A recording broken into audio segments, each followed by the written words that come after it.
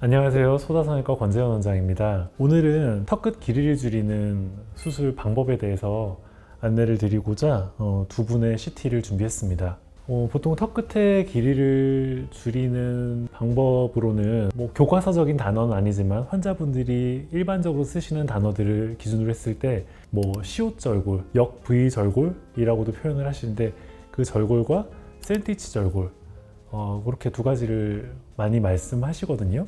일반적으로 길이를 많이 줄이는 분들께 사용되는 절골 방법은 샌드위치 절골입니다. 샌드위치 절골은 보통 사선으로 두 개의 절골선을 그어서 두 절골선 사이에 끼인 뼈를 빼내고 또 폭을 줄이기 위한 일부의 뼈를 빼내서 전체적으로 길이와 폭을 조절하게 되는 수술이거든요.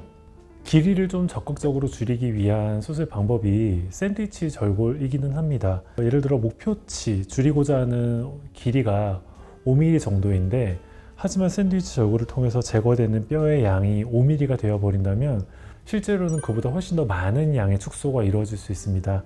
그 이유는 샌드위치 절골을 보통은 이렇게 사선, 역부위, 시옷 모양으로 하게 되거든요. 이 절골을 통해서 절골된 뼈가 중간으로 모일 때는 위쪽으로 조금 이동되면서 짧아지는 양이 있게 되고요.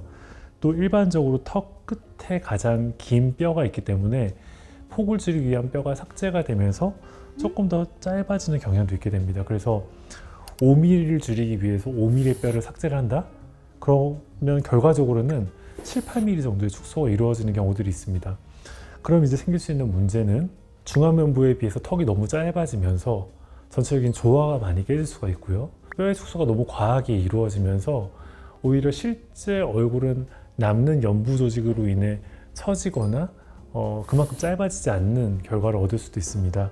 실제로 샌드위치 절골을 통해서 길이를 좀 많이 줄여야 되는 경우에는 뼈의 이동 방향과 뼈가 가장 긴 부분이 제거된다는 부분을 반드시 명심하고 수술을 진행을 해야 목표치를 넘어서는 축소가 이루어지지 않을 수 있습니다. 그래서 지금 첫 번째 보여드린 케이스는 샌드위치 절골을 통해서 길이를 줄인 예거든요. 그래서 실제로 저는 이 분의 뼈를 한 4mm 정도 삭제했어요. 샌드위치 절골을 통해서. 근데 실제로는 4mm 이상, 한 6에서 7mm 정도의 축소가 이루어진 걸 볼 수 있습니다. 그리고 다음 케이스를 보시면 피디님 이게 그냥 샌드위치 절골을 한 것 같으세요? 아니면 시옷 절골을 한 것 같으세요? 두 개 다? 정답을 말씀하셨어요. 네. 왜냐하면 생각보다 길이가 꽤 많이 줄어든 전후 사진을 보실 수 있거든요. 그런데 이분은 오른쪽 턱 끝에 뼈가 더 길었기 때문에 오른쪽 뼈에 대해서는 부분적으로 샌드위치 절골을 적용하고요.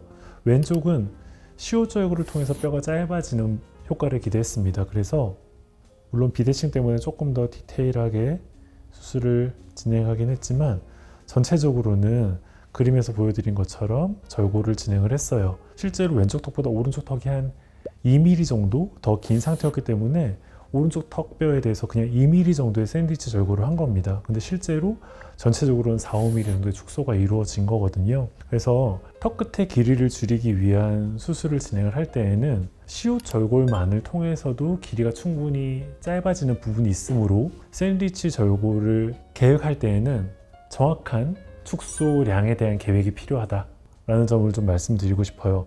고정핀이 첫 번째 환자는 한 개인데요. 두 번째 환자 양쪽에 더 있거든요. 네네. 그 이유가 일반적으로는 첫 번째 보여드린 환자분의 CT처럼 하나의 고정핀을 사용합니다. 그런데 저는 윤곽 수술에 있어서 후유증을 좀 최소화할 수 있는 중요한 부분 중에 하나가 뼈가 잘 접촉된 상태에서 견고하게 고정이 되는 거라고 생각해요. 그래서 저는 만약에 하나의 고정핀으로 고정을 했을 때 어딘가 접촉이 조금 덜 되어 있는 느낌이 있다면 접촉을 조금 더 완벽하게 하기 위해서 하나 또는 두 개의 고정핀을 추가적으로 사용하기도 합니다. 그래서 사실 두 번째 환자분도 중간에 고정핀 하나만 사용해도 특별히 문제 없는 상황이었거든요.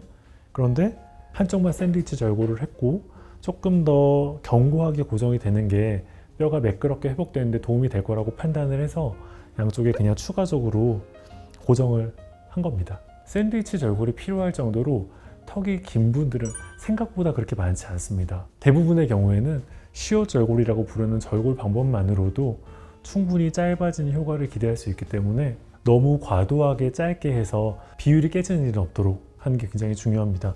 보통 이제 길이감이 고민이신 분들은 그냥 길이를 줄이는 데에만 굉장히 수술의 목표를 설정하시는 경우들이 많거든요. 근데 사실 제가 여러 번 말씀드렸듯이 윤곽 수술은 축소 자체도 굉장히 중요한 수술이지만 축소를 통해서 비율과 균형이 개선되는 것을 목표로 해야 되는 수술이라고 생각해요. 윤곽 수술, 특히 턱 끝 부위에 있어서는 굉장히 다양한 절골 방법이 존재합니다. 그리고 또 다양한 절골 방법에는 다양한 이름까지 붙여져 있고요. 원하는 모양을 얻으시기 위해서 단 하나의 절골 방법이 정답이 되지는 않거든요. 아까 보여드린 두 번째 환자분처럼 시옷 절골과 샌드위치 절골을 혼용해서 사용을 하기도 하니까요.